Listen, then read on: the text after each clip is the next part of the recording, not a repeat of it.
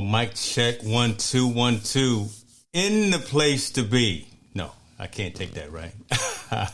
Tall boy, how you living, brother?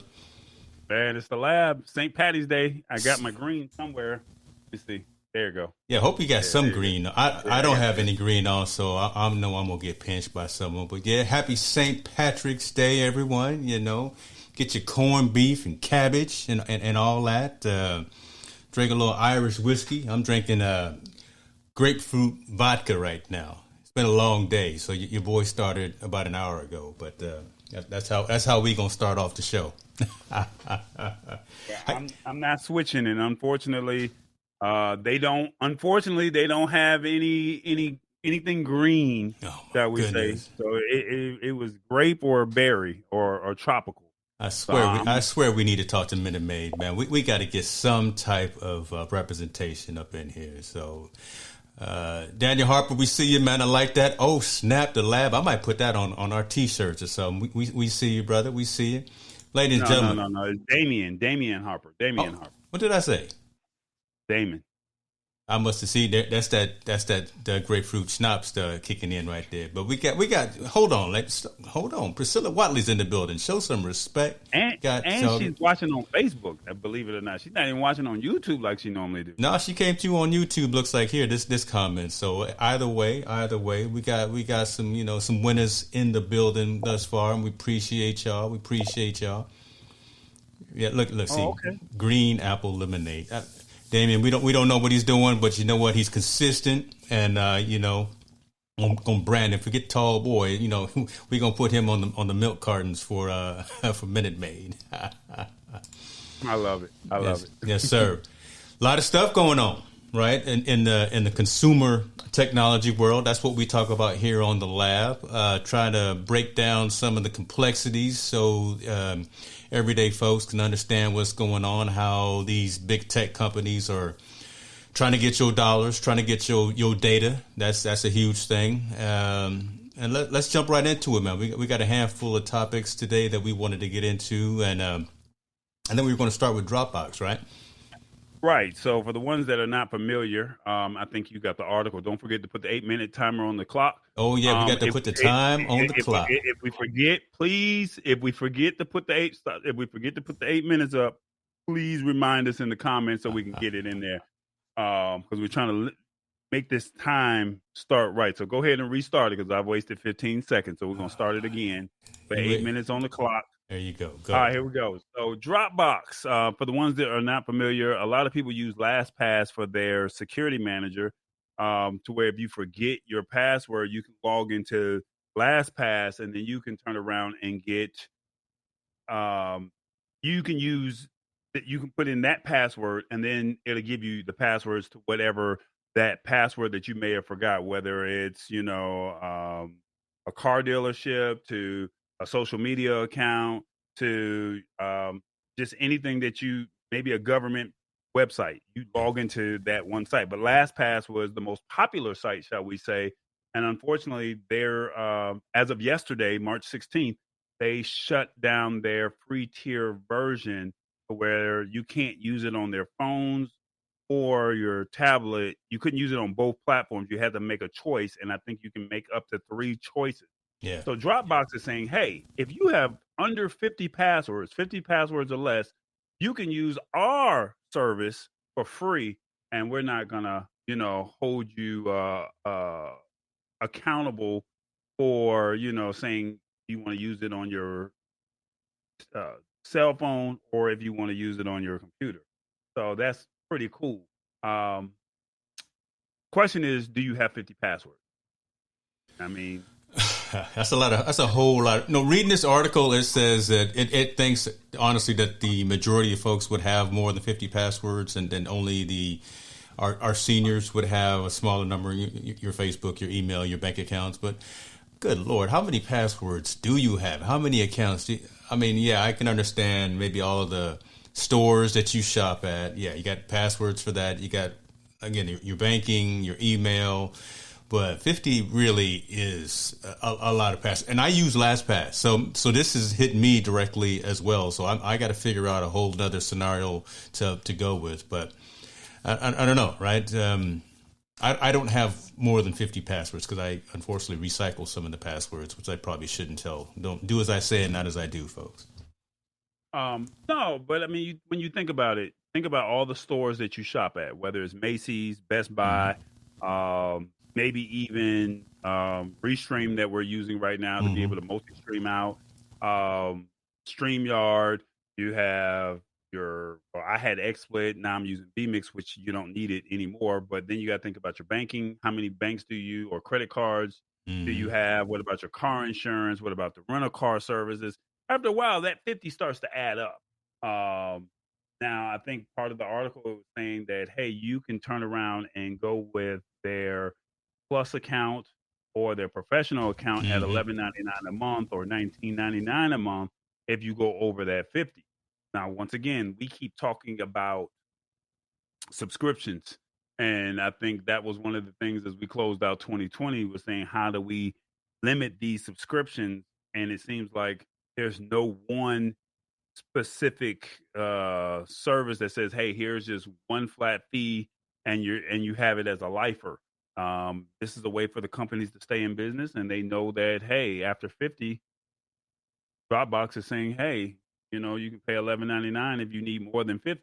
But maybe you just use those 50 as your main 50, and then you just may have to write them down in your phone or write them down the old don't school way. don't write them on your phone, and don't put them on loose leaf paper in your wallet, nothing like that. And again, don't do like I'm doing, reusing passwords. I mean that's what they're going at. Again, folks that actually have 64-bit long, highly encrypted passwords. That's the way to go. And if you got a whole bunch of them, yeah, Dropbox is now offering the service. Unless you want to pay for LastPass. Again, LastPass is fantastic, and 1Password is out there as well that does the same type of thing for aggregation of all this information for you. So there's products and services out there, and they make sense because again, we do so much online e-commerce now, and there's so much there's so much fraud. There's so many phishing schemes out there. There's so many ways that bad people are trying to get into our accounts and our information. So the more secure your password, the better. If you can get a centralized password management system like a LastPass, 1Password, or now with Dropbox's feature. But you even have Norton. I mean, Yeah, Norton Norton. even has, Old school has a Norton. password manager. Yeah, they have a password manager. Now, I was reading here on this LastPass article. They were basically saying that their LastPass premium starts at $3 a month, while a family subscription costs $4 and includes licenses for up to 6 people. It has over 20 million users around the world, and doesn't know how many of those users use the free tier on LastPass. So in Dropbox, I mean, it's like, hey, if you still want to stay with the free tier plan, that's great. So, I mean, that's just something that you have to think about. It is, timely, relevant news of the day, folks. Look at that. We got 2.5 minutes. We can still ad lib for a minute, but where are your passwords at, brother? Let me put you out there on Front Street. Where are your passwords at? Actually, I just started using Norton. Okay. And I forgot what their password manager called. But every time I log into a website, it'll say, do you want to add this to a new site? And then, I mean, do you want to add this to your chamber or whatever they call it, your lockbox or whatever, and then you just sign in, and once you sign in, it automatically drops you in there, and you're good to go. All right. So, and then also it's on my phone where I go into my settings. For the ones who do not know, you can go into Google Chrome, go into settings, passwords, and do your unlock code, and then you can get your password, because I have a lot of passwords that you may go to Macy's.com once every 6 months or something like that, or go to the Secretary of State once a year. I'm not going to remember that password. And then what if it's the one that has the special characters? I'm not going to remember that. I just created something. So I don't know, man. There you go. Well, at least you're keeping your data secure, man. That's all that matters. So, right? I mean, don't take it for granted that, again, that there are bad people out there, and they're trying to get your information, and do what you can to stay secure. So I like that. We were right on time too, right? We had a little extra time to ad lib a little bit Oh, now which you logged into vMix. I see you changing your angle a little bit. No, I'm just Oh, moving the you camera. controlling things behind the scene. You No, know, no, no, no, no, no, don't no. mess up the vibe here. Don't do it. Don't do it. I'm sorry. I know. Don't get to touching buttons, and next thing you know, the whole stream goes offline. See, we got no issues. Priscilla's happy. Damien's happy. Dad's happy. The other folks. Paul Weber's watching all the way from London. Shouts out to Paul Weber. From the UK. Yeah, okay. We got to get him on one of the shows one day and get him to talk tech with us. Yeah, it's gonna be a little while because we're gonna get him on verbose perspectives first, right? We trying to get some time lined up for this man because he's all the way across the pond. Yes, he's a popular guy. He's a popular guy, and those UKers. I don't know what they call those British people. They have that accent, and it sells very well. Sounds good when he talks, right? Sounds good. Right. All right. All right. So let me got here. Tinder. And Tinder. Yeah. Do you use? Well, you're watch yourself now. Hold on. I've been off the block for 20 years, brother. 20 years. I know nothing about swiping left or swiping right. I can't help you with that, man. Okay, so I know about it because it's in my industry as technology, but yeah, I haven't been on the platform.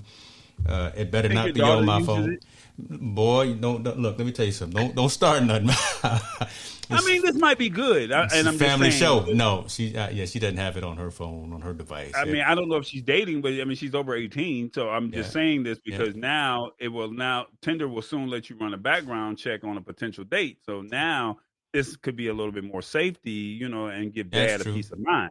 Well, so, Dad got some things in the house too that just in case. Well, again, we're not gonna get into that. I'm gonna let you go. Go ahead, brother. I wish somebody would roll up in here. No. So Tinder and other Match Group owned apps are going to let their users run background checks on possible dates. Yeah. Basically, they're partnering with a company called Garbo, a nonprofit that looks to allow people to run background checks with only their first name and phone number or full name. The investment of which Match didn't disclose the amount will help make the group's tech available to Match's users, starting with the company's most popular app, Tinder. So this means Tinder users will be able to vet their dates with details like their arrest records or history of violence. That could drastically affect who finds success on the app and who doesn't. The company Garbo says it collects public records and reports of violence or abuse, including arrests, conviction, restraining orders, harassment, and other violent crimes. And its website says it accepts manually submitted police reports, orders of protection, restraining orders, and other legal documents that report abuse, harassment, or other crimes. Now, one of the cool things that I heard about it is it will not publicize, and I don't know if it's cool or bad, but it says it will not publicize drug possession charges in order to take an active stance towards equity. So basically, they say African Americans are arrested for drug charges compared to are arrested more than Caucasian. So they didn't want to use that as something. It's kind of crazy that they got to spell that out, though, right? In the terms of service, but yeah. Basically, the background checks on Tinder won't be free, but they're working with Garbo to figure out how to price them so they're accessible to most users. It's unclear whether it will be an a la carte feature or one tied to the brand subscription tiers. They will begin testing out capabilities for Garbo on Tinder in the coming months, and Garbo is integrated into Tinder and other match groups like OkCupid, Hinge, Match, and their other tiered products they have. Yeah. Look, I think this is a great thing, right? I'm all about safety, right? And again, when in this new era, in this new world where you got to go out and we're on our technology all the time, and that's just the way that a lot of folks are probably meeting a significant other, right? A lot of times you'll meet someone at work, you'll meet someone at church, meet someone at the club or whatever. But now technology kind of rules our world. So we've got apps like this that have come up, and I think they do more good than bad. And the fact that now there's some utilities in place that focus on security to make sure that, hey, I'm not going and meeting someone who should be locked up for domestic violence, for some certain type of crime. I'm going to meet you for coffee, and here you got 4 or 5 warrants on you, and you on your second of your third strike. That may be someone that you don't want to go out and have that drink with. So these types of things are good. I agree with the fact that it's not a free offering as well. I really am passionate about organizations and software companies charging for their products. If it provides value to you, then those types of things should actually be a paid for service. You can't get everything free. So if you want a real service, if you want something that, again, that brings you positive value, then it's worth paying. There's obviously there's a number behind or over to where you won't pay for it, where it's cost prohibitive. But something like this, your security, your safety, I even like what Strava is doing. So some fitness apps where they have a beacon, right? You're going out, and I go out and ride my bike. I can turn on the beacon, and I have my designated emergency contacts, and they can track me as I go out on the road. If I was to fall over and crash on my bike, they get an automatic text message or page, whatever the case may be. So hopefully something like that can actually be implemented into this as well, right? Kind of like a 911 to your emergency contact. If the data's going bad, you've already gone through the background check. Now you're out on the date with someone. It's going bad. You sneak off to the bathroom. Boom, you've got a means of hitting emergency 911, and someone swoops in to help you out. Those are the kinds of things that we got to think about those consciously now, and I think they make sense. So yeah, I'm loving the fact that this is actually something that's available now. Yeah, I think you froze up for about 5 to 10 seconds, but I probably wouldn't say nothing then. I'm probably just jabbering again, like I'm always doing. Doing the jazz hands like I do all days. Right. No, I mean, I think the question is how many people will probably pay for this, if that makes sense. I mean, I do think that there is a customer base for this, which is going to probably be more women that will pay for this service. I don't think men. I think men are like, hey, I can defend myself. I don't think there's too many abusive women that are out there that saying I'm just going on dates beating on men. I don't think that that's what the case is. But I mean, I just think that how many people would be willing to pay for it? I'm thinking that it's going to be a significant amount. I'm thinking that this is going to be a good revenue stream as, again, a comfort means for folks that utilize the application and utilize the platform. So, hold on. I say this because if Match.com, I could see them doing it because you already know what Match is all about. But now you're saying Tinder, remember, it's swipe right if you like, swipe left if you don't like. So I just think the way it's like Christian Mingle. You would pay for it on Christian Mingle, because of the way they sell their services, shall we say. Okay. Whereas with Tinder, I'm just throwing it out there. I may be totally wrong on this. I'm just saying the way Tinder is almost like an Instagram. Do you like it? Do you like me? Do you not? Remember back in the day you had the little piece of paper. The piece of paper that you fold up. Right. We old school, like y'all. Y'all don't know about this. Yeah, y'all don't know about this. Right. So, right now I'm not liking you because I don't see a timer up. But I mean, oh my God. But it's too late now. It is what it is. But I mean, but for the most part, it's like, look at the way the model was set up for Tinder versus a Match or versus a Christian Mingle, which is not one of their partners, or some of their other companies. I'm trying to find out. OK Cupid, excuse me, and Hinge. I mean, just the way their business model was set up, I think those companies would pay. I mean, those customers there would pay, but with the way Tinder is set up, you're swiping right, you're swiping left. Do I like you? I mean, we got to remember, Tinder is really more of a hookup type app. It's not like I'm trying to really find love. Yeah. No, and I agree with that. And that's the reason why I think some type of safety precautionary mechanism kind of makes sense, right? Again, you're rolling off to the coffee shop or to the local bar or something to meet someone that you swiped whichever way, and it starts going south. We gave you the information because you did the background check, but then also I think another added layer of security would be to have that kind of that emergency get me out of trouble button to push kind of thing. Here's my question. They said that you can type in their full name, their name, I think maybe first, and then they said you can go by phone number. My thing is, how are you going to pull a record from their phone number?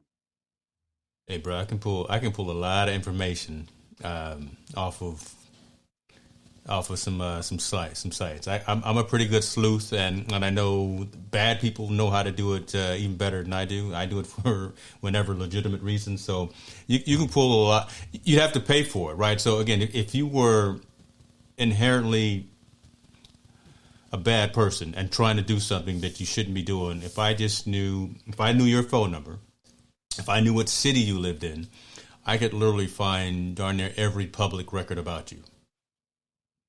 Everything. I could find out anytime you were arrested. I could find out your current previous addresses. I can find out where you live. Obviously, all of your public social networks as well. So all that stuff, as you and I know, never goes away if you post something. If you're living in this digital era and you start engaging on social networks, all of that stuff just starts matriculating out, and it's pretty easy to gain access to it if you start looking. If all I need is a snippet of information on you, and again, get that information in the wrong type of people, the wrong person, there comes the phishing schemes, there comes the hacks, there come the spam calls. So it's out there, and I think at the core this is a good thing. At the core and at the rationale of what Tinder is trying to do, and I think it's a good thing. But I agree with you what you were saying, though. Yeah, there's different types of sites, right? So the Match, the Christian Mingle versus the Tinder, OkCupid. They got a different demographic for sure, right? It's so there you go. I've never talked this much about Tinder in all my life. You've been married for a long time. That's right. Tinder came out after you were married, so you better not be talking about Tinder, or the missus is going to be on you. Yeah, she probably come downstairs in a minute and be like, wait a minute. Right. What had happened was... I think it's good. The question is, will people be willing to pay for it under that platform? It's almost kind of like you trying to make people pay for liking someone's post, shall we say, on Instagram. Yeah. Whereas if you create a platform and say, this is how it's supposed to be going into it. If you like this, you need to pay a penny or you need to pay a quarter to like it if you created a platform for this. But if you go into Instagram right now and you say, if you want to like something, I think people would be a little bit more reserved on their likes or their hearts, shall we say, if the model has already been out to say, hey, I'm swiping right, I'm swiping left, and it goes from there. There you go. Folks, chime in if you got questions or concerns or an opinion. Obviously, this is a community-driven event and show. We're giving our perspective, and that's been at the core of what the lab is. Again, we're completely independent, but we love to share dual opinions and hash it out back and forth, really to spur conversation. So if you've used these applications or these platforms, put it in the comments and tell us your thoughts, especially about these types of new background checks that Tinder is providing. So I just figured it was quite interesting to hear about the safety, the background checks. Yeah. For a dating app, shall we say, that's something that you normally just don't hear. I mean, it's kind of like I said, your daughter, you want anybody that goes out on a date to be safe and it's amicable, or, if it doesn't work out, everybody respects everybody's terms, or respects everybody's wishes. But I think that at the end of the day, because of COVID, more people are willing to do online dating. They're willing for us, this is things that we were already doing, or at least I was doing before I got into a solid relationship. But, it was like I was on different apps trying to just meet somebody I thought was, but I always knew that Tinder was a hookup app. So if you're trying to have a hookup, you go to Tinder. Now, for you to tell me I need to pay for a background check, I mean, I don't think that that's one of those things that's taught, shall we say? No, That's I just agree. my. No, I agree. I agree. Yeah. So go ahead. Next topic. You can put up the timer this time. I am. See, I had to stop Jordan, the downstairs vacuum, because I heard her coming close to the door, so I didn't want there to be any issues. Right. I got you. Oh, it's crazy. Google. All right, so these are the kinds of things that never. Oh, hold on. Before we move on, I got to put that up there. That's from the boss right there. Look at that. Well, she may haven't. There you go. Fine. Shouts out to Miss Chambers there. Hit the spot 10:06. Oh, she didn't use no. Uh-oh. We're not promoting that. She promoted her government today, so that's what we're rolling with. So not to hit the you know what. All right, I'm gonna leave that alone. I'm gonna pay. Yeah, you gonna pay for it, not me. So I'm trying to stay very neutral and stay out of that. But the clock's running on. Like she said, that dating and finding the mate should be organic. Yes, and that's the way it is. That's the way it is. That's true. That's the way it is. T.I. is. There it is. Speaking of government name. Speaking of government, man, come on, man. Next topic, man. I'm not doing this. Come on, reset the timer, man. Because she doing too much. Man, why would you even put that up there, man? Well, because I don't want to get in trouble with her. I would much rather get in trouble with you. That is why I've been married for 20 years. Man, yes. Folks, you know I'm all about enterprise technology. That's what I do, and I'm all about like I even stated earlier about about the application that Tinder is doing. I'm all about paying for things that provide value, and I think this is a good thing right here. Google cutting App Store fees for developers. I think they're doing this because Apple has already done it, right? So you figure any application developer that has an app in the App Store who's making less than $1 million today, they are actually going to get charged 15% as opposed to the typical 30% from Google for their application. Because right now, by default, every application within the Google App Store gets charged 30%, and I think that same number is for Apple as well. But I think go ahead, finish the story. Yeah, go ahead. But in an effort to understand kind of the challenges of COVID, the challenges of lockdown, and not being able to really collaborate like a lot of these organizations have, and really I think pressure from what developers are getting from Apple, Google has now decided to kind of follow suit, do the same thing, cut their retention fees and their host. I'm gonna call them their hosting fees, right, for developers. If you only make say you're only making $1 million, but if you're making $1 million or less, you're only going to charge you 15%. After you pass that $1 million mark, they figure you're balling. Then they figure you could afford it. Then you take you back up to the 30%. At the end of the day, this is a good thing, I think, again, for the smaller organizations who are just creating applications that provide value to society to not feel that so much of their revenue is getting pushed off to the hoster and the platform where they have their thing. So you think about this. A lot of the gaming companies pull their apps off of the Google and the Apple app stores because of these exorbitant amounts of fees that Google and Apple were charging. So that, I think, really started this trend and started this conversation with Google and Apple of saying, look, let's focus on the content creators. Let's focus on the developers. Focus on the companies that are actually making us, Apple and Google, all this money, and cut them a break, literally, in terms of we're the only two services out there. There aren't any more app stores anymore. So Google's always going to get their money. Apple's always going to get their money. I think this, again, is done in good faith.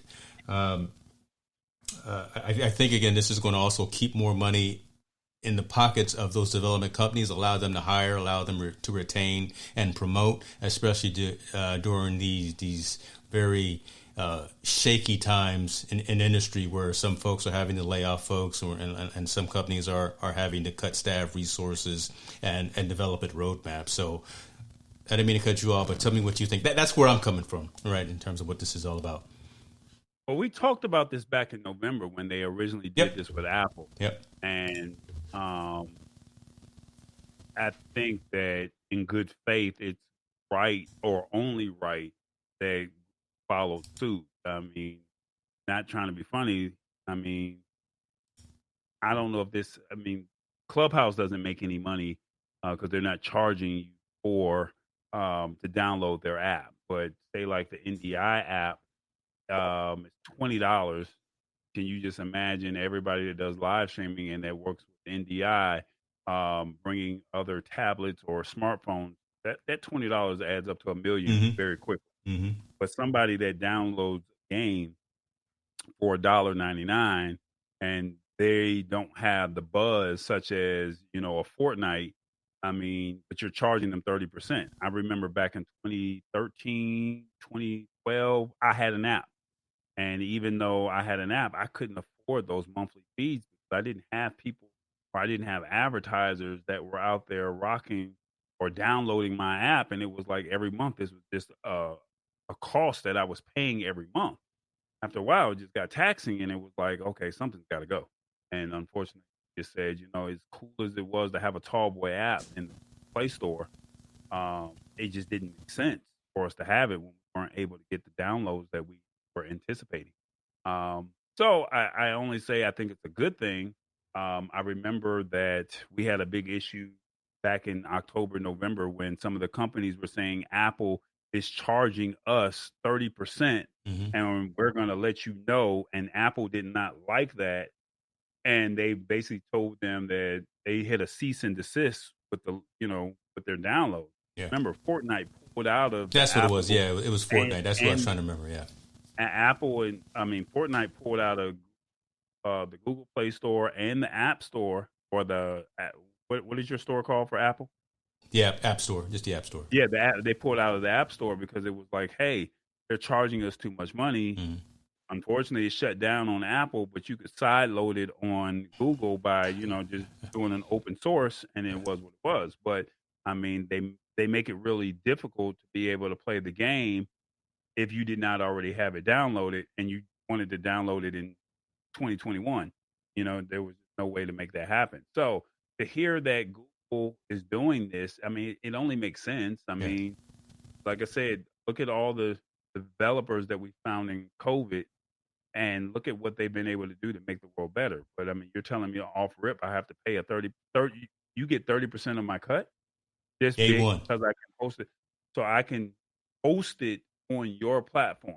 Yep. No different from what Facebook is doing to a lot of these companies that they're partnering with. They get a bigger portion of the cut. No different from what Amazon is doing with Audible or anything like that. The bigger company has it. It is what I mean. Let's just call it what it is. I mean, big bank take a little bank, you know. And so we're gonna give you a cut. We will let you get some of it, but we need that 30%. So for them to say, hey, if you're just now starting out, I think that this is good. Yeah, I think that this makes sense. That's true. That's true. That's a really good point. But I think so. At the end of the day, this is good for the consumer. Yeah, it's going to be good for the business as well because again, they're getting to maintain and retain 15% more of that revenue in their pocket until they reach that $1 million mark. But I think it's good for the consumer because this may be that catalyst that a lot of developers need to say, okay, now I will legitimately develop an application as opposed to having it only on, you know, the crack store, right? You know, Cydia and having to have it side loaded or, you know, those kinds of things. So they can reach more of the mass by now knowing that they can get on these major platforms. So you put it on the Google Play Store, you put it in the App Store, and people think it's automatically safe. If you go side load it somewhere else, you know, then it's like, well, is this really safe? Yep. Are you going to update it? Is my phone going to get infected with some type of spam or some type of security issues? Knowing that it's in the Google Play Store and the App Store, you know that it's been vetted. Unfortunately, when you sideload it, that's just the risk that you take. Bro, you don't know And I what you're mean, gonna get. I take my chances on some. I just haven't. I've been blessed not to have any problems. But I mean, I've heard stories where you take that chance and you're screwed.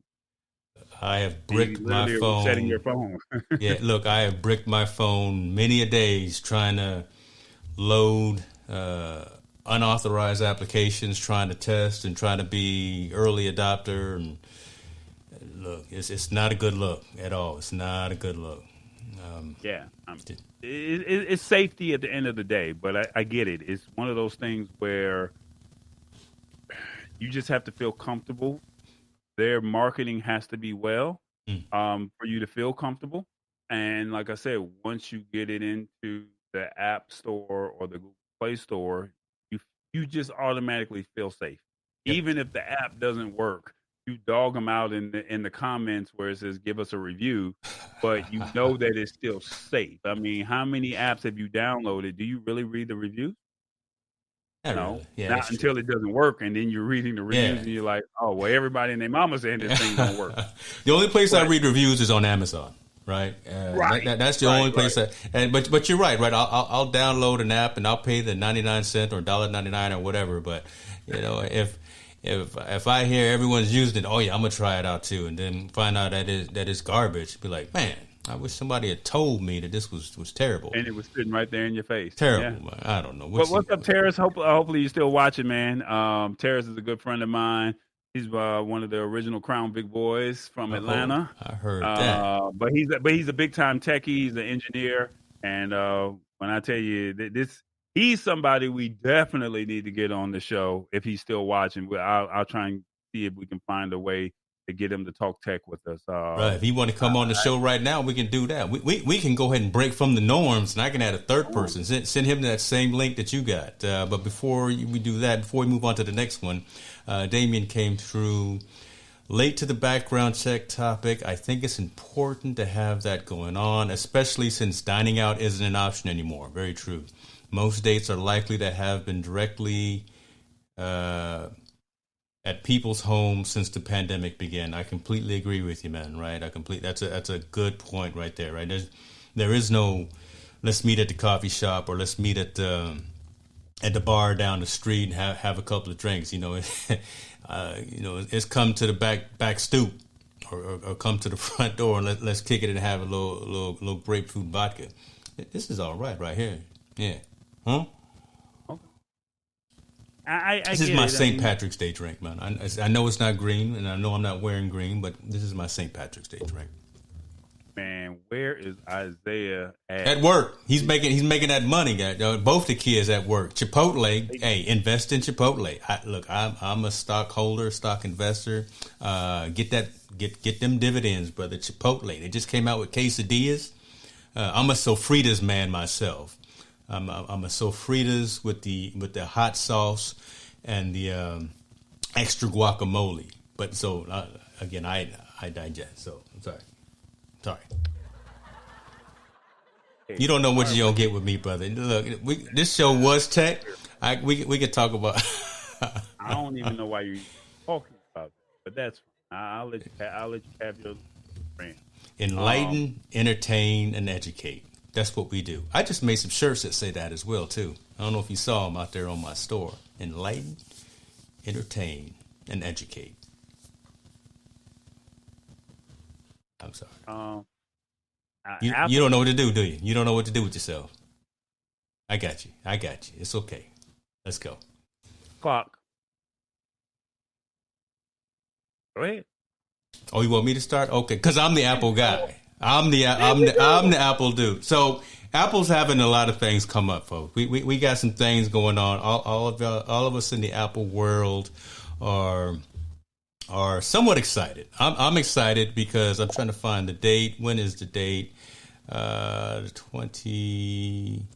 Yeah, Tuesday the 23rd, 10 a.m. Pacific time. Apple will have their event, and it's a event that they have every year. We don't know what they're going to talk about, but again, they send out the invites to press and to media and saying, be ready. The invite says we haven't even started yet. So who knows? So now the rumor mills start fluctuating, and everyone thinks, okay, is it a new iPad replacement? Is it a new desktop, or it's a new laptop? Maybe it's a different type of phone. Who knows? But over the course of the last few days, there's been a lot of conversation and a lot of movement. You'll see actually in this next story. So I'll kind of blend both stories.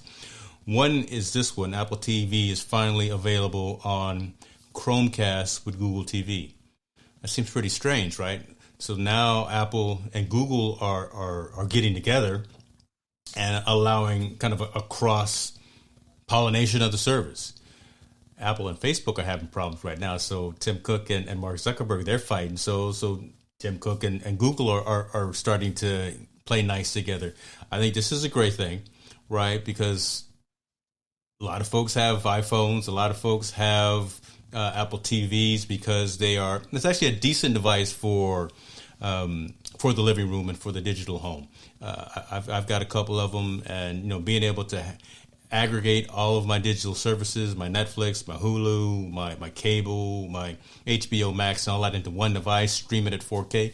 That's pretty darn cool, right? And now having that I've got it on this Roku TV as well. Apple TV is already on Roku TVs. Now it's on Google TVs. That just opens up the availability of the platform to the shows, to the offerings that Apple is providing. So that's just a lot of money for them. But the fact that it's on a Google box I think is the most telling thing, irregardless of the fact that they're opening up the platform, like I said, to Roku and to maybe some other ones. But just the fact that you're seeing a collaboration between these two giants who are obviously on two different ends of the spectrum. This is very cool in terms of how the digital living room and the digital home is going to shape out. Because when these two companies start playing nice together, again, the consumer can only benefit. The consumer can only reap the rewards. Will we ever probably see prices decrease for subscription services? I don't think that. But I think what we're going to do, we're going to see more of an adoption in terms of these capabilities. Apple's going to get a lot of money, of course, because I think folks are going to start utilizing that service and subscribing to Apple TV, getting that $9.99 a month or whatever the case may be depending on the subscription that you sign up for. But this is a good thing for consumers as well, because we're spending all this time at home now, and we're streaming content. It just makes sense that these companies work together. So I guess Chromecast, you take this with your Android TV. Now you take Apple TV. Am I correct? I'm making sure I get this correct, because I don't know anything about Apple TV, how it works. That's okay. So that's a good question, right? So Apple TV comes in two flavors, right? There's actually a box. There's a 1080p box, and then there's actually a 4K enabled box as well. It's a desktop receiver that sits right, and then you plug it directly into your television. But the Apple TV service, you don't need the box, there's actually the application in smart TVs that allows you to stream darn near everything else that's on the platform. So again, you can connect into your HBO Max. You can connect into the Apple TV originals, which are incredibly high quality. I was actually surprised when they started creating their own originals on Apple TV. So on the Roku and on the Google TV side, you have the app within the smart TV environment that allows you to access the library of Apple TV shows. So the good thing is, I take it there's no fee for this to work or anything like that? No, there's a fee, brother. Yeah, you gotta, and so that's kind of what I was saying. You gotta have that subscription. You gotta have that subscription to Apple. Everything Apple does, you gotta pay for. Everything Apple does. So you gotta have that subscription, and I think it's $9.99. You know what? Hold on. Let's find out, because that's a good question. While he's doing that, it says that Google has announced that Apple TV will be available globally. So they want you to fire up your Chromecast with Google TV and search for the streaming service. So I guess, like you said, do you know what type of originals that they have? Yeah, so here we go right here. So $4.99 a month is the price for Apple TV. Apple originals are like the ones here I've watched. a handful of these. Palmer is actually good. That's a Apple original with what's his name, Justin Timberlake. That's actually a pretty good one. Let me see here. What else? I don't know. I don't know. Okay. Defending Jacob. So that's a great show. The Morning Show. That was the one I was trying to think of. The Morning Show with Reese Witherspoon, Jennifer Aniston, and the guy from The Office, the guy to play the boss from The Office. So those are Apple originals, and they're serious dramas, and they're serious. Some are serious dramas, some are serious comedy as well. Really high quality products. They're Apple originals, and those are what you have access to for the $4.99 a month service. Truth be told, oh my goodness, this right here too was an amazing show with Octavia Spencer, Apple TV original. This is where it's at right here. So a lot of artists, a lot of actors, actresses, a lot of A-list celebrities are now choosing Jumping on the Apple. all these platforms, so the HBO Maxes and the Apple TV Pluses, to actually release their products. They're not going to Netflix all the time. Right, they're not going to Amazon Prime. They're going to Apple TV because Apple TV is now integrating with a lot of resources, integrating with Roku. It's now integrating with Google TV and the Google TV Smart Platform. That's a huge thing for, again, winning that digital living room, which Apple has tried to do for a long time, and honestly, they failed at it. But now they're actually, I think, getting on the right path. Well, the one thing I always give Apple credit for, they have never said that they were going to be the originators of anything. True. There you go. You have never spoke more truth right there. Yeah. How can we perfect it, or how can we master it, shall we say?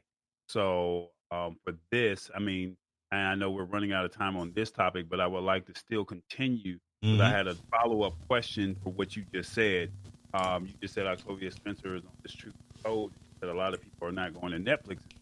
Automatically think that Netflix is the number, well, quite naturally, it's the number one spot that everyone goes to. But do you think, with the situation that happened with Monique, do you think a lot of actors and actresses said, you know what, let's see what else is out there? Or do you think their agents pitched them to Apple TV, to Tubi, to Peacock, to Amazon Prime? I mean, look at, I think they said $200 million for Coming to America to be exclusive to Amazon Prime. I mean, as opposed to it going to Netflix. I mean, do you think that that's something that because of what happened with Monique,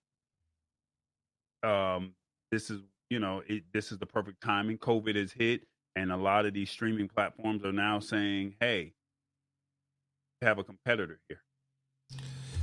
Yeah, I wonder if they're mutually exclusive, though, right? I mean, the whole situation with Monique was shady, right? She didn't get her paper like she should have. She's a quality 5-star, quality performer. I'm trying to find the word, right? She's high end, right? She's out there. She's in them streets. She's in everybody knows who Monique. Really, they do. Everyone knows who Monique is, from cable to primetime TV. And the fact that Netflix wouldn't give her money, but they would give the Bill Barrs of the world, they would give the Jerry Seinfelds of the world, they would give all these other folks them nice 7-figure checks for a special. That's disrespectful. So I understand her thing. So I think it's separate. I really think it's separate. So long answer short, I'm going to say no, right? I don't think folks are really moving towards Apple TV because of the money thing or because of a similar situation that Monique had. I think they're moving towards Apple TV just because it's one of many that's out there, and they're trying to get more eyes on their product. So it's just like us, multi-streaming, right? We're streaming right now to Facebook, YouTube, Twitter, Twitch, all these platforms at one time. We're trying to meet our audience where they are. So I think that's the. But if you say that and look at the comments, and I think there was a comment that Tammy made that makes sense. But if you say that Apple TV is that Octavia Octavia Spencer drama that you just put up or you just showed us is only exclusive to Apple TV. You get what I'm saying? So it's not like she's trying to say, "Hey, I'm on Netflix, Amazon Prime, and Apple TV." So that kind of like Tammy just said, Corona made actors and actresses expand their horizons. Yeah. Remember, people were laughing me out of the room 3 years ago about live streaming, but now everybody and their mama is over here doing live streaming. And it's like this is the new normal. So now it's who has now that COVID has hit and said I can't get my body of work out. How can I get my messaging out? The ones who were already doing this, the learning curve isn't that hard. But look at you and I, we're streaming or multi-streaming out, shall we say, Yeah. to different platforms, just saying, hey, maybe we might get a hit or a bite on Twitch, might get a bite on Periscope, we might get a bite on Facebook, maybe YouTube. Even though I want to say YouTube is my thing, maybe Facebook might be really where the platform is, so who knows? But I'm just saying now that these actors and actresses have been sitting home for a year, their agents had to find a way for them to eat and find a way for themselves to eat, for the artists to eat and for them to eat. So maybe they have said, well, let's find a way to make it to where, you know what, we're going to mask up and we're going to go over here to Apple and we're going to create this content over here and we're going to sell it exclusive as opposed to putting it into the movie theater.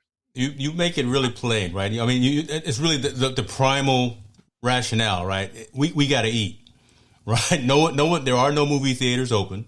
AMC is not open. Regal is not open. How can I? I'm still a creative person. Chris Tucker, God, Lord, why can't I think of his name right now? The other Chris Rock. I mean, right? Because he did a handful of specials as well.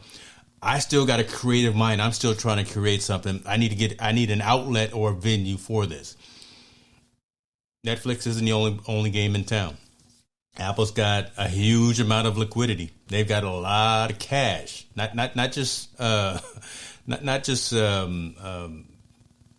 credit line. Apple's got a lot of cash in the bank right now, so they're reaching out again to Octavia Spencer. Look at Tubi. Look at Peacock. I mean, look at the one that we laughed out of the room. I mean, they have what was the one that put in all that money and Quibi. they went bankrupt? Quibi. Yeah. I mean, even though they folded, it was like if they would have, I think they jumped out in the game too quick, and did not have the right people on their team or had the people willing to listen, shall we say. But I'm just throwing that out there as a sidebar question to what you're talking about with Apple TV and Chromecast, shall we say. Mm-hmm. Yeah, I think it's at the end of the day, I think it's a great marketing decision for both companies, right, to work together.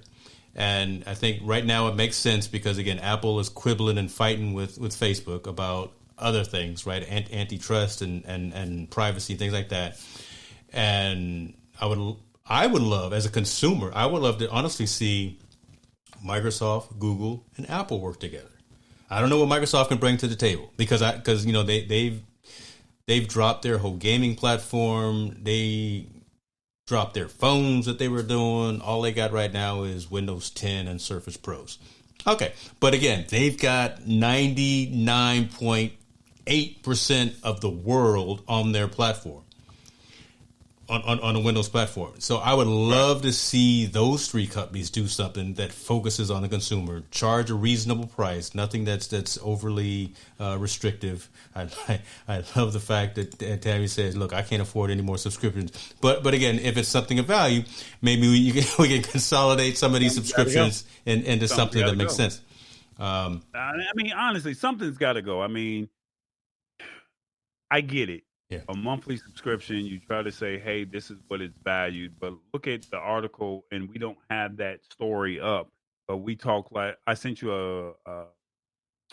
an article last week after our show where it was saying Netflix is about to stop the password sharing. And it's like at some point, like I said, how many subscriptions is enough? I mean, we've already talked about 10 or 12, and if you got the password manager, which was the top story, 10 or 12 are just on streaming services, that's 5 or 10 right there. I mean, you only got 40 left for Dropbox. So, I mean, the subscriptions just have to go. I mean, but financially, subscription packages are here to stay. I'm starting to see some of my favorite YouTubers offer subscription services. I mean, it makes sense. I mean, that may be something that we may end up, eventually taking that model on and saying, "Hey, would you be willing to pay $5.99 a month just to watch our content?" Yeah. Right now we're building our name to create this content, but after a while it will pick up. And do you say, "Hey, this it's a subscription?" But yeah, like you said, stopping, Netflix is stopping, users from borrowing passwords from someone's outside of their household. So I think I was reading with Verizon FiOS. Someone gave me their password, and when they gave me their password, it was you need to be in the home of this location with your phone within the next 30 days for you to continue to use this service, if that makes sense. So I mean, that's gonna be a trip, right? I mean, once this really starts baking in, and folks, when you really start affecting folks at home, not being able to access their content, there's going to be an uprising for sure. I understand what Netflix is doing. I know we're going on a tangent. We had a couple of other stories, but this is relevant as well. But there's going to be a problem that Netflix has to deal with. Netflix has gone sideways a couple of times in their history, right? They when they did the DVDs that they were doing for a while, right? And the subscription with digital plus DVD. I mean, the whole pricing scheme and things of that. So they've actually had to retract some of their forward-thinking processes a handful of times. I understand what the company is doing about this, right? I truly do, right? From a business perspective, man, the guy is sitting around, Huffman is sitting around saying, I can't have people sharing passwords, but man, that's just how it is, right? Again, I'm trying to look. Both my parents are online right now. I'm trying to get them my password so they can see the funeral of the Bernards. I'm trying to because I want them to see that show because it's so funny. But I understand what they're trying to do from a business perspective, but from the consumer perspective, there's going to be such an uprising and such an uproar that I think Netflix will actually bend and flex and try to come up with a solution to try to appease the folks that are doing this. Because I know a lot of folks are. Again, like I say, I'll put it out there. I'm trying to do it as well. So, go ahead. No, I was going to say. I mean. When you start touching with the wallet too, right? And Tammy says, yeah, $18 a month. Yeah, I'm paying $17.99 a month for multiple streams at 4K and all that. So yeah, I mean, at the end of the day, at the end of the year, I'm paying a good decent amount of money for Netflix. A lot of the content is not something I'm watching. So why am I paying that? And again, we can go on this tangent, and I can get on this soapbox because we've talked about this for a long time as well. And I think you alluded to it, right? Too many subscriptions out there, and how many can I be paying for? But yeah, $18. Look, I tell you what, let them raise the prices one more again. Let them raise the price one more again, right? No, it's going to happen. I mean, I remember when I was playing professional sports overseas. And like you said, you mentioned or you alluded to the DVD model plus the subscription. And, Blockbuster went out of business because they did not want to partner with Netflix. And they laughed Netflix out of the room. And now Netflix is now the new Blockbuster, shall we say. Yeah. Now, like you said, they're making some decisions that are making people think twice or making people search elsewhere. Apple TV is a new player in the game. Tubi is a new player in the game. You got CBS, ABC, NBC, ESPN, TNT. They're all saying, hey, we're getting into the digital game as well. So they have a more stronger name and brand for themselves. So it used to be, well, we're going to share this content on cable networks. Mm-hmm. Well, now it's like, well, we don't want your cable network because we know people are canceling subscription, so you can just pay us $4.99 a month. And by the time you start adding up, ESPN, TNT, Lifetime, BET, or any the Wii channel. By the time you get through adding all of that up, and like I said, I know we kind of strayed away from what we were originally talking about. It's like, yeah, you can Chromecast this or Apple TV this right to your, to your TV screen. You log into your account and you pay that money. But like I said, Netflix was they're the new king on top of the hill. But if they keep making the decisions like they did with Monique, raising the prices, cutting down or stopping the password, shall we say, the password sharing, somebody's going to come in and instead of them working, they're forgetting that business model that they were just trying to put themselves out there. Mm-hmm. They're going to kill themselves. Yeah, you're right. I mean, it's a challenging time, all right, for these companies that are offering these platforms and these services. I'm not in those rooms making those decisions. I would probably make the wrong decision from a business perspective because I would find a way to open it up to as many folks as possible. But what's interesting, so I'm going to put this comment up here. Shouts out to my man Steve Worthy, too. Even Apple Podcasts is dropping the subscribers button and going to follow like Spotify, though our thoughts are they will allow podcasts to go behind a paywall. So, again, finding a way to change the whole dynamic, changing the way that content creators provide their information to the consumer. Every ITN news, every show that I produce goes out on, from a distribution perspective as a podcast as well. They're all monetized. Right. Look, so yeah, we do this for the love of doing it, for the passion of doing it. But he's right. Instead of saying subscribers, right? I mean, that's a mentality thing. That's almost like charging $9.99 for something as opposed to charging $10 for something. Just that mental trigger of again saying $9.99, $9.95 as opposed to $10 and saying followers instead of subscribers. That could be the thing that will get folks to click that button and say, yeah, you know what, I'm gonna follow this show because they come correct. They say what I want to say. They resonate with me. So no, none of these companies are perfect. I think they are evolving as society is evolving. I'm confident that us as the consumers are helping to drive some of this momentum change. So to Steve's point, I think that's where that's going. But Netflix is going to have an issue again with folks as it relates to these passwords and sharing of content information with friends and family. They're going to have to come up with another tier. They are. They're just going to have to figure out something to say, you know what, Tallboy, you have 4 other people that you can share your password with that are within your circle, within your sphere of influence, or something, and you pay only $1.99 more for that. And if you want to add 5 plus people, then you pay $2.99. They got to come up with something. They just can't put a blanket statement out there saying, you know what, no more password sharing, nothing. All right, yeah, man, come on, man, you know better than that. I know how to hack into. Well, hold on, I won't go that route, but you know we gonna find a way. Yeah, we know how to steal. Well, let's see. There we go. I've run coax cable from one house to the other before, so we can make things work if we need to. So we're gonna switch to the next topic because I don't want you to get for real, man. I can't look, but I'm corporate, but I can't be saying things sometimes. You got to keep. That's why we don't stream this on LinkedIn because somebody's gonna be in trouble.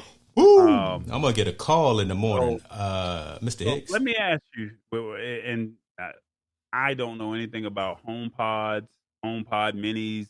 Is that the similar to Amazon Alexa?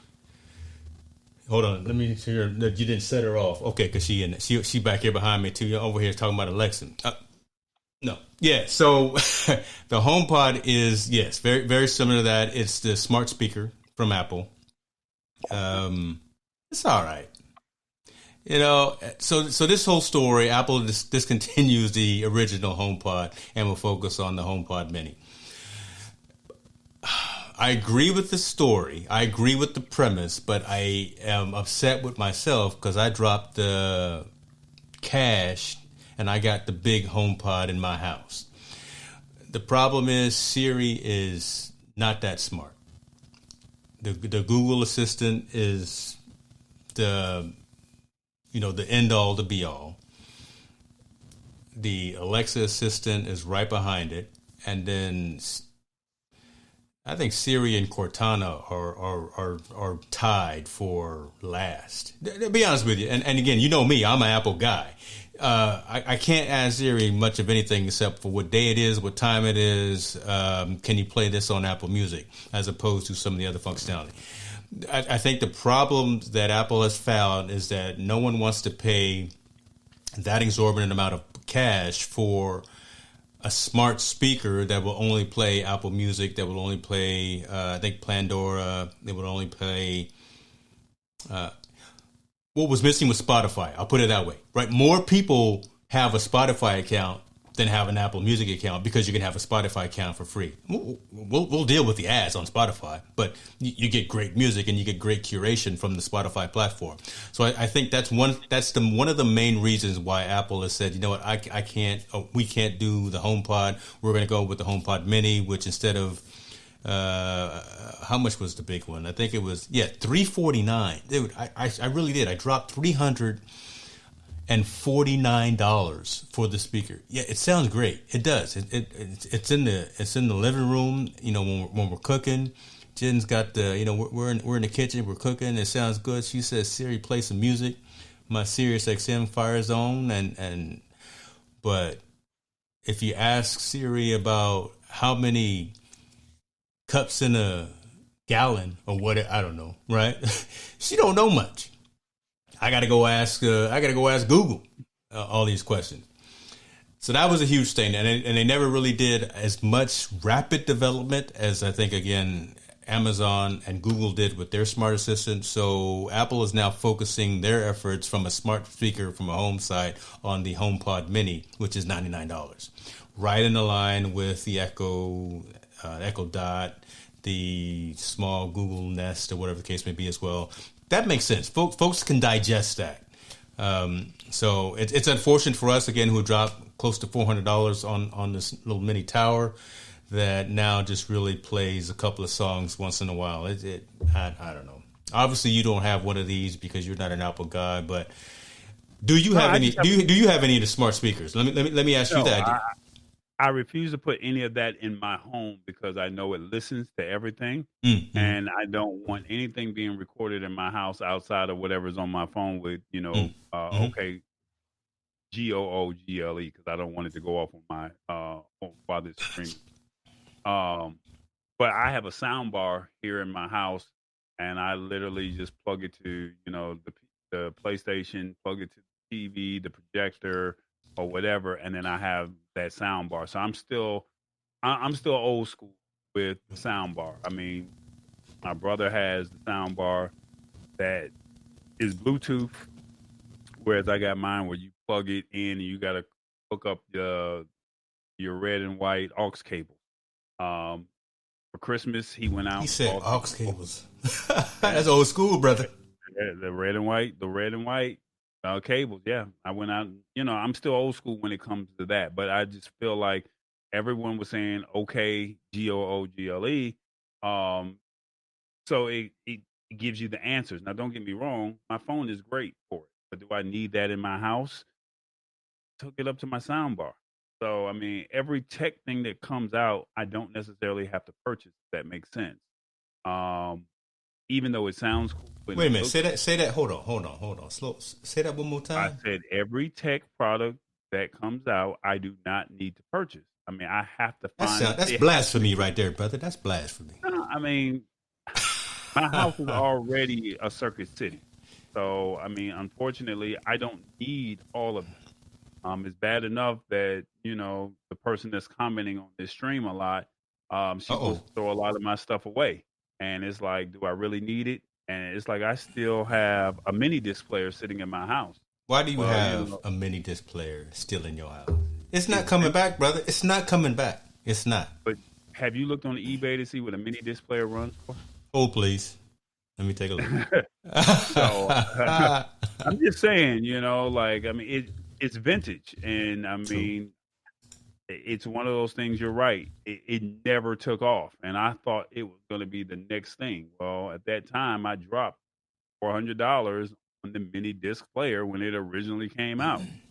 I Even though I don't use it as much, some of those some of those discs have some original music back from my college days, and I definitely appreciate it. Yeah. But when the Alexa and the what's the other one that just came out that you were talking about? There's Cortana and the Google Assistant. So yeah, Yeah. Well, when those came out, it was had like, to see if she these are was the things. had to see if she woke up. Yeah. But when those things came out, it was like, man, this is the cool thing to get. But it was like I just dropped. Circuit City was going out of business, and I ended up getting this sound bar, and it was like, man, this sound bar does exactly what I needed to do. Now, every year or every other year, a new assistant comes out, and it's like, Hmm. well, this one gives you much more speaker, or gives you much more bass, or this plays a little bit more like at the end of the day, this can light up my whole floor where I stay at. So I mean, I'm good. So do I really need it? I can use my phone to say, what's the weather like, for tomorrow. I don't need that in my house, and I don't need it recording my everything that I say. Yeah, no, that's a valid reason, right? And that's been a deterrent for a lot of folks going with these smart speakers. I've been able to shut off the listening for, well, I think I've been able to shut off the listening when following Amazon's instructions and following Google's instructions to shut off the listening when I don't want it to listen. But do I know that that's actually happening? Am I 100% sure? No, I don't know. But you make a valid, relevant point that a lot of folks don't want those types of things in their homes. And what's crazy is I'm sure you folks remember the story a number of years ago when one of these smart speakers was actually used in court as a as a witness to a horrific crime that actually happened because it was recorded on, I believe it was an Alexa device. So it's the way that technology is going and it's the way that the smart home is going, but you have control over it. So don't be hesitant to go and acquire things that make your life convenient from your home, like smart lighting, smart doorbells, smart cameras, smart assistants, and things like that. But just know the ramifications of having that technology in the house. Know the fact that it's not 100% accurate and secure all the time. It's code. It's written by humans, so there's always issues in code. I can look at a line of code and see 5 different ways of writing the same lines of code, and there's always an open door. No one's code is 100% secure. There's always a loophole or an avenue of circumventing the system. So you got to keep that in mind as well. That's why you got patches. That's why Windows releases patches daily for their operating system, and that's same thing for Apple as well. So you got to keep that in mind. But it's a price versus cost thing. It's it's a give and take thing. If you want to have these types of capabilities and functions within your home and within your life, you got to be aware of the consequences and the ramifications, and kind of take some of the bad with the good, and just be vigilant. Don't assume all the time. So long story short, again, if you're going to have these devices that are in your home and they're listening to you all the time, know how to turn them off, know how to keep them updated, and just don't do bad stuff. Right? Don't do anything to where Alexa is listening to you and is used in a court of law and be like, tall boy, the next witness that we're calling to the table is Alexa. Right. It's going to be a bad day. It's going to be a bad day, brother. It's going to be a bad. I can't come get you then, right? I can't come get you. Yeah. Yeah. I like I said, is now me reading this article that I was reading. Basically, it's saying that it's so funny because they put it in bold in the article that I'm reading. It says if you have an original home pod, it isn't going to just stop working anytime soon. Apple has flipped the switch on its storefront. And just because Apple isn't selling the original HomePod, that doesn't mean that your gear will spontaneously combust. I really don't. I really didn't even want to do this story because again, I dropped $400 on this thing. But here you go. Just opening up the wounds. Opening up the wounds. I mean, but they said you're still going to get service. I mean, nothing's not going to happen anytime soon. But I mean, like I said, this is one of those reasons why I'm mad at myself about the what is it? The Mavic Mini, the drone. Yeah. Had to have it when it first came out. Okay. Had to have the A10 Mini when it first came out. Just had to have it. Now, don't get me wrong; these are perfect, great devices. Love them. Mm-hmm. I love them. But then the following year, not even 2 years, the following year, they come out with the newer, the greater, 2 more buttons that were added. I just found out how to live stream with my Mavic Mini, but it's a built-in feature on the Mavic Mini too. But I have to go do a workaround just to be able to do it. Yes, you do. With I had them all. I had everyone. I had all the Phantoms and the Mavics too. So I know, brother. It's so I mean, it hurts the wallet. Just one of those, yeah, so it does hurt the wallet. So I mean, as we go into 2021, as we're approaching the second quarter, these are things that you have to pay attention to. Yes, we're talking about HomePod. Yes, you spent a lot of money on it back then, and it's no longer being a feature. You have to think about these purchases and say, all right, well, can I wait? I mean, look at PS5. People are still trying to get a PS5 to this day. But you got to remember, PS5 is not going to drop a PS6 next year. It's going to drop it within 7 years. Yeah. These other companies are dropping year after year after year. That's the part that people aren't paying attention to. Took me a minute to realize it. Look at the phones. I mean, you're about to have an Apple announcement next week. Yes, sir. And you have that Apple announcement next week. They're not even going to talk about phones. They're just only going to talk about the M1s. They're going to talk about, the HomePod minis. They're going to talk about the Apple TV. They're not going to talk about the cell phone side of it. And then they're going to tell you back in October, or they will tell you in October, hey, now it's time to look at the Apple 13 or the Apple 14 or whatever the number is. And then it's like, well, I didn't get the last year's model, so I got to go get this one. And everyone's going to go head over heels over the next one because it is rollable or foldable or whatever the case may be. That's what we do. Yeah. And it's like, oh, this is the great Christmas gift. And it's right on time to just say, honey, mommy, daddy, this is what we want. So, I mean, I'm, like I said, I'm not beating you up for it because I'm just as guilty, but I'm also opening up my eyes and I'm starting to see what these companies are doing. Right. And like I said, PS5, when you come out with a PS5 model and say, or excuse me, take that back, not PS5, the PlayStation model, once every 7 years, I could see that. But when you come out with something every year, it's like, okay, well, I might as well just wait till next year, even though it sounds good. I might as well wait till next year. And then if you really wanted it that bad, then the people who had the first one are selling the first gen to go get the second one, so you can probably get the first gen at a discount, even though it's used. I have a HomePod for sale if anybody wants it. Again, I paid $349. I will cut a family discount to anyone right now. We're starting at $200. It'll be on Mercari in about 2 hours. So hit your boy up. But so let me go back to a comment and kind of in alignment with what you said. So I believe what Hurricane Dave here said. Shouts out to you. I see you, man. I think the M1 Mac Pro is going to be announced because the ones that they released, the laptops that they released already, the 13-inch, that's terrible, right? You can't have a professional laptop 13 inches, 11 to 13 inches. So hopefully they're coming out with the 15, 16 inch or whatever the case may be with the M1 chip. I got the Mac Mini M1 right now.